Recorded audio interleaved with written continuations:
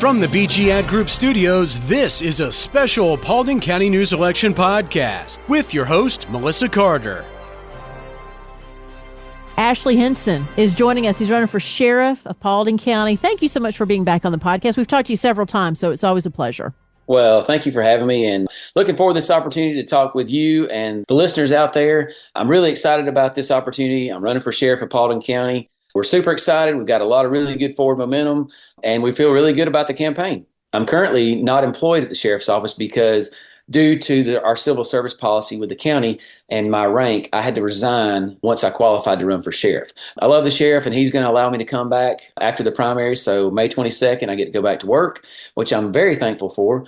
Our kids are ninth generation, so this is home to me. I could have gone anywhere I wanted to work with my training and my experience, but I chose to work here because I want to make a difference where I live. I'm glad you addressed the fact that you're unemployed, because I know that was a flutter on social media. Like, what has happened to Ashley Henson? Well, it's because you're running for sheriff. That's right. And that happens. Yeah, it's not against anybody. It's just the policy of the county. And so if you fall under civil service protection, you cannot run for elected office. And with my position and my rank, I did fall under civil service protection. So I had to resign. And I'm very fortunate that the sheriff's allowing me to come back after the election. Well, let's talk a little bit about you being sheriff. If you get this job, then what changes, if any, would you make with Paulding County? Because Paulding County is one of the fastest growing counties in the state, will continue to be that way. And so I'm sure the job of sheriff is going to be even that much more important. Well, it is. And with the estimates of our population increasing by multiple thousands in the next 5 years, that's a daunting task. And so this is the way we've got to do it. We've got to be forward thinking, we've got to be innovative, and we've got to be community driven. We're going to take the things that Sheriff Bruce Harris, who hired me, Sheriff Gullidge, who I worked with my entire career, we're going to take the good things that they did, and we're going to keep moving forward. How do you become forward thinking, innovative, and those things? How do you do those things? Well, the first thing you got to do is you got to open your ears, and you've got to listen. Not only do you have to listen to your community, but you have to listen to your employees. And I think that's one of the things that we need to work on and we need to do a better job of. We need to hear the concerns of our community. So how do we do that? Well, the first thing we do is we get out in the community. We need to have town hall meetings. We need to have coffee with a cop. We need to have encounters with our citizens where there's nothing wrong. We don't need to have an encounter on the side of the road when there's a blue light in their back window. We need to have encounters in a neutral location where everybody feels safe, where there's no hidden agendas, just people talking. And I think that's the way that you have to approach it. You have to have those communications, because when you have the communication and somebody knows your name, you're going to be bridging gaps, whether you intend to or not, because you're having that conversation with that person. And so I think that's where it begins from a community standpoint. Internally, we've got to change the culture of the sheriff's office. We've got to make sure that our people know that we're there for them. And they do. And there's little things that can be done internally, but by and large, we have a great group of men and women that work at the Paulding County Sheriff's Office. And they're doing really good things. I'm not saying anything bad. They're doing great things right now. But there are certain things, like I'll give you a prime example, beards. You might think it's the most insignificant thing. And personally, I don't want a beard. I'm a very traditional, old school, squared away kind of person. I don't think it looks great. But it's beyond what I think, because it's not me. It's we. If we allow our deputies to grow beards in a very groomed manner, it's going to give them a morale boost like you wouldn't believe. And I know that sounds silly, but they want that so bad. Little things like that, that's how you change the culture. And when you change the culture, you get buy-in. And when you get buy-in, you get people out there that really want to do a good job because they know that they're being heard. And I think that's important. Let me ask you a question. I'm fascinated because I didn't realize there was a ban on beards. Can you grow a mustache? You can. Yeah, you can grow a mustache per our policy. And it's every agency's different. So if you notice, a lot of the metro agencies have relaxed their facial hair standards and they allow beards. Currently, we don't. And it's fine. That's the sheriff's decision. But I just think it's something that's free. It's an easy motivator. And to me, it doesn't cost us a dime. Let's allow these men to do it, and get that motivation and increase that morale. One of the most listened to episodes that we've ever had on the Paulding County News podcast was an interview with Andy Turner talking about the death of his late wife, Heather Turner. A lot of people thought that that was not handled correctly by Paulding County. So as sheriff, what would you do about it? Would you reopen the case? Would you do any other investigation on it? Would you leave it alone? How would you handle that? Well, first of all, it's still open and active, so it's never been closed. So the first thing I think everybody needs to know, when something happens and things are not done correctly, you have to own it. And I think that's the first thing we got to do. We got to own the fact that there were mistakes made in the investigation. And I think that's the first thing we've got to do. Secondarily, people need to understand you have to have rock solid evidence to take a case to trial, because you only get one shot. Let's just say, for instance, and not necessarily this case, but just a case in general. If you take a case to court and you are trying to get them convicted of whatever the offense is, and you don't win, that's it. It's done. We have a double jeopardy. You can't try that person for the same thing again if you don't have all the solid evidence. And so if we didn't think there was more to this case, it would have been closed years ago. But clearly we feel like there's more to this case. But the problem is we've got to make sure we've got all our ducks in a row, our I's dotted, our T's crossed. We're about to get a new district attorney. Our current district attorney has just been named by the governor to fill Judge Beaver's seat on the Superior Court in Paulding County. So the governor's got to name a new district attorney. So if I'm elected sheriff, what we're going to do is we're going to sit down with the new DA and we're going to have some very serious conversations about where we are with this. We've got to give this family a resolution one way or another. Whether it's a murder, whether it's a suicide, we've got to find some peace for this family, because they're just heartbroken, as anybody would expect. And my heart breaks for them, because I can only imagine what they're going through. So we've got to give them some kind of resolution one way or another. A fresh set of eyes, a new district attorney. And I'm not saying anything about our previous district attorney. I'm just saying a fresh set of eyes, new leadership, owning the fact that mistakes were made. I think that's the first step in trying to right any kind of wrongs that might have been. And also, too, with this, do you think the criticism of the case, whether it's well-founded or not, is normal, or is it fueled more so by, let's say, social media and the fact that so much of what you do has been under scrutiny for the past few years as opposed to before? Definitely, social media has given everyone, and not just in this case, but just overall, social media has given people a platform to talk about things that maybe they never would have talked about before. Certainly, this case has gotten a tremendous amount of coverage via social media. And I'm not saying it's not warranted. It is. And obviously, everybody's got questions. There's a lot of conspiracy theories out there. I don't have any doubt in my mind that although we may have made mistakes, there's not any improprieties in this case, in my opinion, that I'm aware of. I don't know of anybody, because, there's accusations of some of our people doing things wrong or lying or this or that. I don't think that's the case at all. I think you've got a set of facts and circumstances. And bear in mind, this is still an open case, so I can't go into all the details.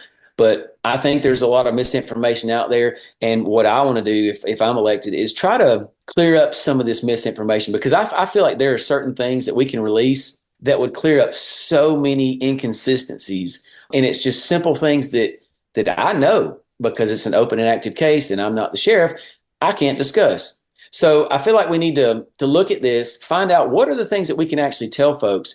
I hope it will make people understand a little bit more about why everything was done the way it was done. Like you said, you now are unemployed, but working full time on this campaign. So What are some of the other things we haven't discussed that you think is important for the citizens of Paulding County to know about what you want to bring to the table?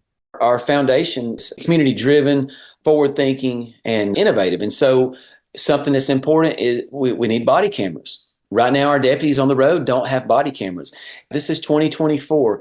It's going to keep our deputies safer. It's going to keep our citizens safer. It's going to increase transparency amongst our citizens in the community. We've got to have these. We have got to find the money. And there are SPLOST funds out there that I feel like we can utilize to purchase these. It's going to be a big expenditure, but in the long run, it's going to ensure the safety and increase the transparency in our community.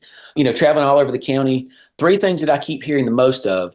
We want this traffic slowed down and these reckless drivers slowed down. We want accidents to be worked by our deputies, because people are tired of waiting an hour on a trooper to get there when they're backed up and busy. Troopers are great. We love the state patrol. But if there's a small fender bender that our deputies can work, we need to work it so they can work the more serious things. And then finally, the drug problem. We've got a great drug task force that's overseen by the GBI. It's multi-jurisdictional. But we got to reach out to our federal partners. We can put deputies on federal task forces, which brings all the resources, not to mention if there are any kind of asset forfeitures or anything like that, we get a portion of that that goes back to the county. We've got to broaden our brushstroke and get further out and work with these other task forces and other jurisdictions, because crime sees no county line. And that's one of the things that I want to do is I want to stop crime at the county line. And I want people to know that if you come to Paulding County and you commit a crime, you're going to jail. I'm tired of this playing around. We've got to be proactive rather than reactive. And it's time to put criminals in jail when they come to Paulding County and commit crimes. Ashley Henson, thank you so much for, again, taking time to be part of the Paulding County News Podcast. So good luck this spring, and we'll see you on May 21st. Absolutely. Well, thank you so much. And I just want to mention early voting starts April 29th through May the 17th. And there are 2 Saturdays where you can early vote. But election day is May 21st. And this is vitally important. If we don't get anything else out of this, I need people to know on May 21st, you're going to elect a new sheriff. You're going to nominate a new commission chairman, and you're going to elect a new post 4 commissioner, and you're going to elect a new post 1 commissioner and a school board member. This race is huge. And I know, primaries always have traditionally a low turnout, but we really need people to come out and vote. And whether it's for me or my opponent, just get out and vote. Exercise your right. And the sheriff's race will be decided May 21st because there's only 2 Republican candidates. Ashley, good luck, and we'll talk again. All right. Sounds good. Thank you. And we'll hear from our second candidate right after this. Life's a constant hustle. And at Credit Union of Georgia, our focus is crystal clear. It's all about you. Juggling a million things? We get it. That's why we're committed to providing the best service imaginable. We're not just your credit union. We're your financial allies. Knowledge is our power, from crafting basic budget plans to navigating the local home buying scene. Questions popping up? We've got you covered with fast, friendly answers. Because we want you to spend more time living your life. Imagine a financial institution that truly cares. That's Credit Union of Georgia inviting you to join us. If you live, work in Bartow, Cherokee, Cobb, Dawson, Paulding, Pickens, or Union County, we want you as a member of Credit Union of Georgia family. Because here, you're not just a member, you're part of a community that cares. Ready to experience banking that revolves around you? Call us at 678-486-1111 or visit cuofga.org. Credit Union of Georgia. Your financial journey, our priority.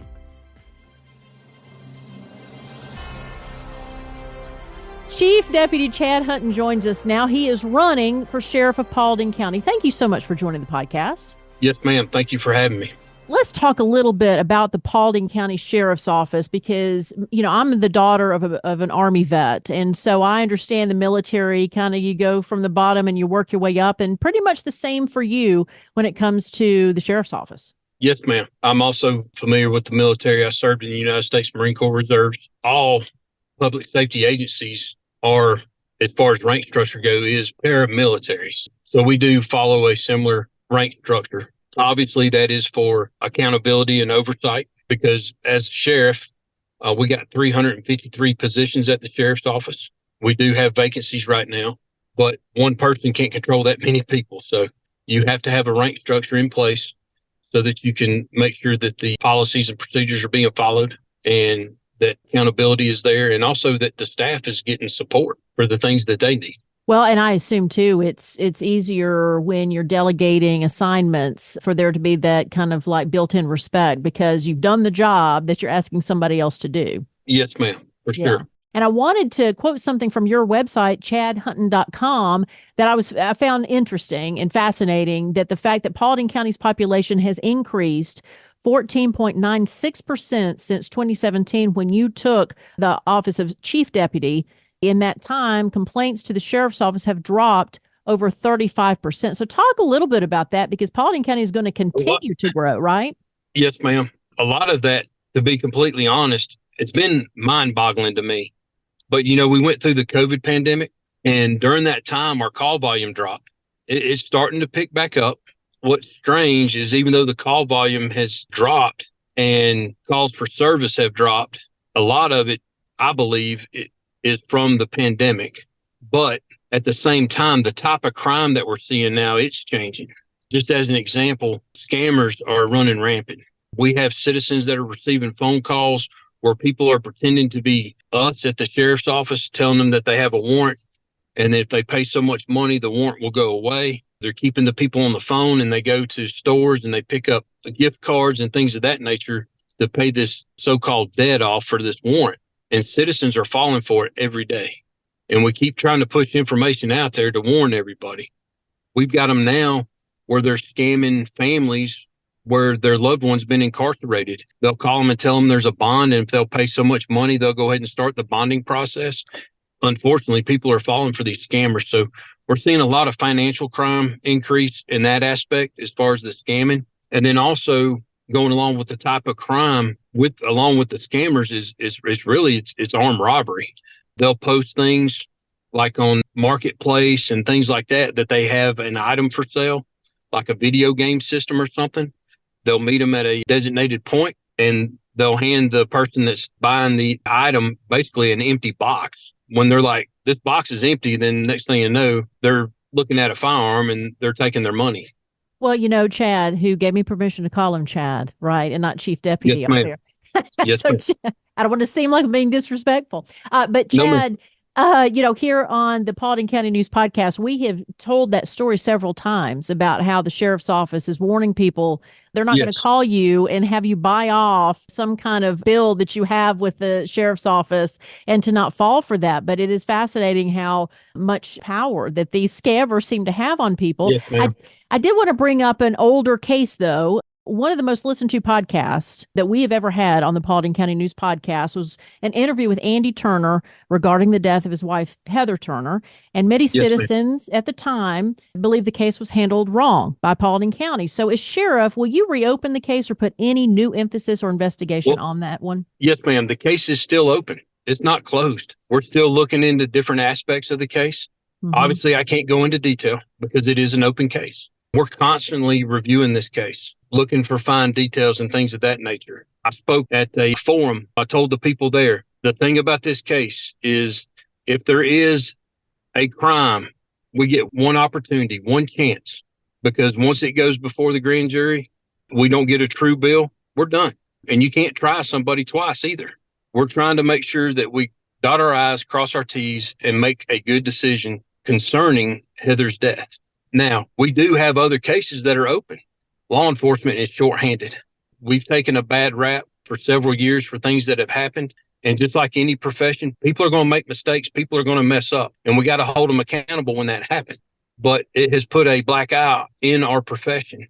And people are not willing to sign up and come work with us because they're afraid of being prosecuted and going to prison. We got to have people that are willing to stand in the gate, just like myself and all these other men and women out here. It's not about just locking people up. It's about doing the right thing.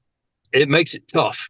But one of the ideas that I have is I want to bring in retired homicide investigators and people that have the credentials and have the experiences so that they can go back through these cases that we have and help us. Because what happens right now with our investigators now, they're running on the hot cases, the hot leads, so that they can continue to try to build those cases. And what happens with your older cases is they get pushed back until something pops up again. So by bringing these people in that have this knowledge, they have this experience, I believe they could help us because we can just let them concentrate on those cases and review those cases for us and help us either close them or develop more leads. We're using technology now to help us out a lot. That's very expensive. So we've been fortunate. We've got some grants and things of that nature to help us as well. We'll get a conclusion on this case for the family and everybody that's interested in it. What I don't like is people accusing us of covering things up. We're doing things to protect people and stuff like that. And ma'am, I'm here to tell you, I would not be the chief deputy of this agency if something like that was going on. My moral compass would not allow me to do so. And I know for a fact, Sheriff Gary Gullidge would never do anything like that. And it's a disgrace when people are bashing him and us like that, because none of that is the truth. And that is not the case here.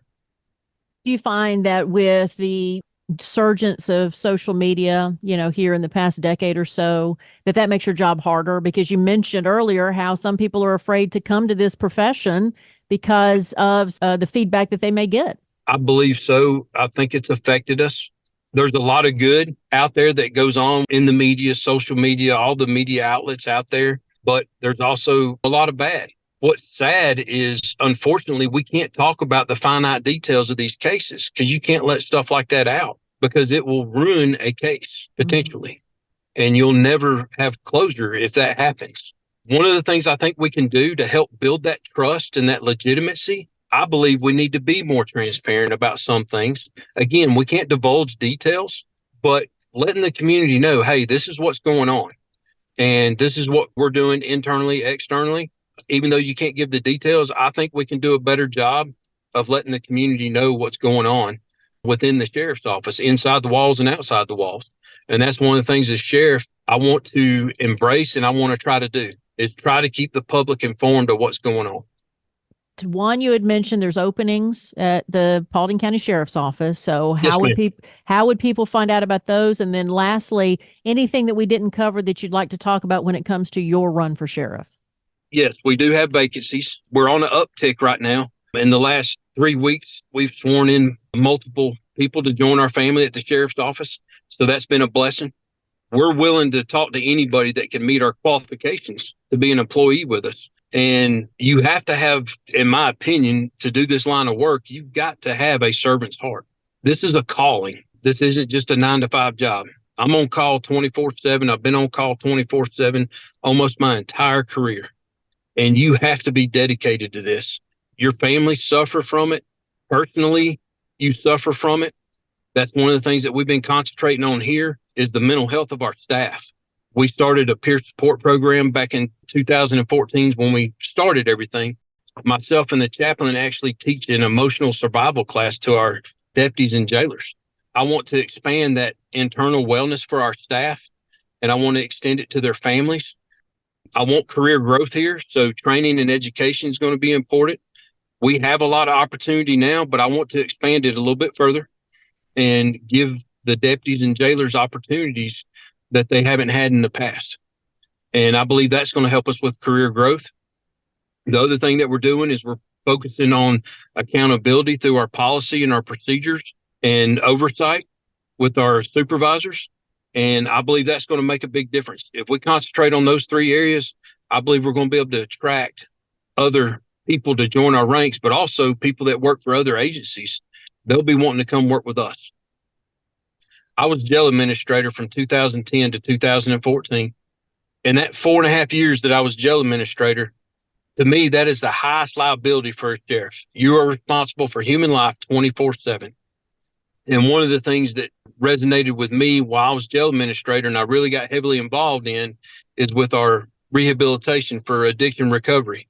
And that's still going on today. When people want help, we get them help. We have pulled resources in within our community, also outside the community, so that we can get them the assistance that they need. We were one of the first jails in the state of Georgia. We started a mental health program inside our jail and trying to stabilize defendants so that we can get them under a sober mind so they can make good, healthy decisions. So when they have these opportunities to use these resources, we can help them. And we've been doing that. We're going to continue to do those things as the sheriff because it's so important. There's so much more to being a sheriff than just locking people up. We're part of this community. We need to provide services to the community. And I'm going to get the deputies involved to be a part of all these different community organizations that we have. We got a lot of community organizations out here that can provide services and help people. It's so important for us to be involved in that. And I think that's also going to help with crime reduction and the legitimacy of the sheriff's office for this community. And those are going to be some of our key points. If I'm elected and I take office January 1, we're going to hit the ground running because we've already got stuff going. The other thing I wanted to point out, there's been a lot of talk about us not having body cameras, but we do have body cameras. We just don't have them for everybody yet. We're still working on that. I've got body cameras in the jail already, and we got body cameras on our school resource deputies. And we're trying to expand that program, and we're continuing to work. I'm trying to find grant funding to help us there's talk about us using SPLOST funds for those. And we use SPLOST funds for equipment, our vehicles primarily. But right now, the county, we are putting in a brand new radio system that has been needed for many, many years for us. And it's not just for the sheriff's office, it's for all public safety in Paulding County. And this new system is going to allow us to be able to talk to our surrounding counties and be able to communicate, which is a huge issue for us right now. Our priority right now is to get this radio system up and going and getting it running. It is a very expensive project, and we're having to use SPLOST funds to help fund it to try to keep from increasing any taxes in the county. And so that's why I'm trying to use grant money to get these other small projects to help us. And we're going to continue to do that. Chad Hunton, thank you so much. Good luck in the election, and thank you for taking the time to talk to us on the podcast. I really appreciate your time, and I appreciate you letting me talk. Thanks for listening to this special election Paulding County News podcast. Stay tuned for more interviews with our local political candidates.